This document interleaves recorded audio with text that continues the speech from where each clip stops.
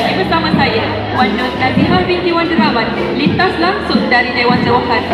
Hari ini merupakan hari yang mendebarkan bagi pelajar-pelajar SPM dan STPM 2018. Saat yang dinanti-nantikan hanya tinggal sejam sahaja lagi bagi majlis penyerahan sijil mereka.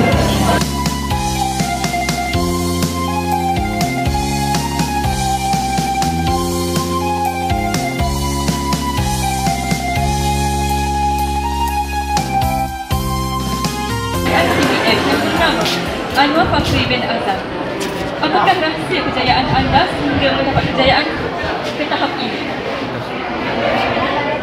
Terima kasih, alhamdulillah, syukur kepada Allah, saya telah dapat bagaimana yang saya target, iaitu 4.0. Dan untuk soalan tadi, jika saya jawab, semuanya bergantung ke atas usaha dan juga doa daripada diri sendiri, ibu bapa dan guru-guru serta rakan. Jadi yang paling penting dua itulah, usaha dan doa. Okey, setakat itu saja. Terima kasih dan tanya. Ini saya bersama salah seorang bapa kepada pelajar Semenang yang mendapat pointer sebanyak 4.0 yang bernama Encik Azam bin Awang Ali.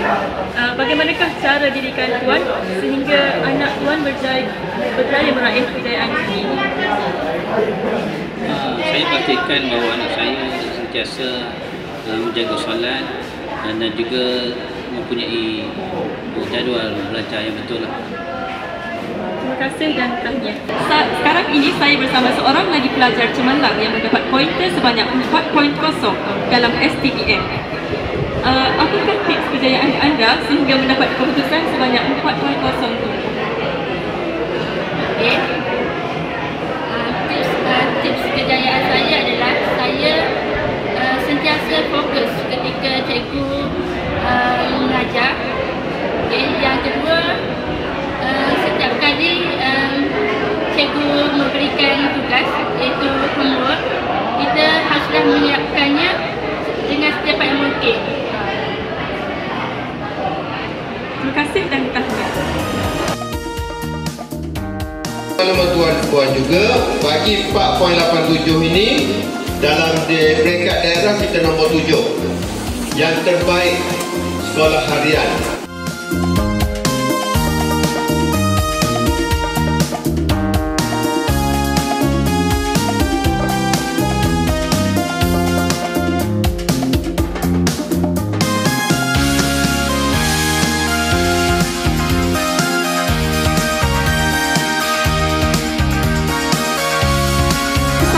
Saya, Encik Muhammad Ahiziad bin Abbas, selaku Pengetua SMK Renek.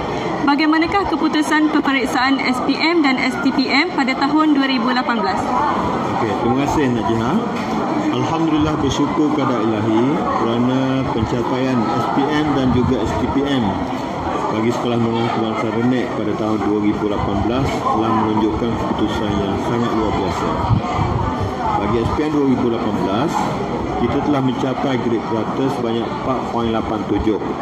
Ini merupakan satu rekod sekolah di mana sebelum ini belum pernah dicapai pada angka 4. Berbanding dengan tahun 2017, grade purata sekolah ialah sebanyak 5.01. Peningkatan sebanyak 0.14. Untuk pelajar Cemerlang, kita telah mencapai 11 pelajar yang mendapat 5A.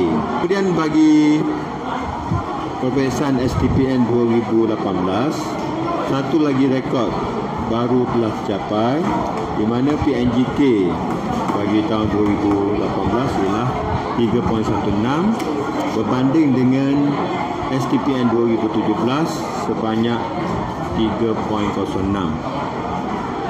Lebih membanggakan, seramai 3 pelajar STPM kita telah mendapat 4.0 perfect dan 8 orang pelajar yang mendapat semua A. Jadi saya mengambil kesempatan ini untuk merakamkan setinggi ucapan tahniah dan terima kasih kepada semua guru dan warga Sekolah Menengah Kebangsaan Renek yang telah berusaha dengan luar biasa sekali bagi mencapai kemenangan ini.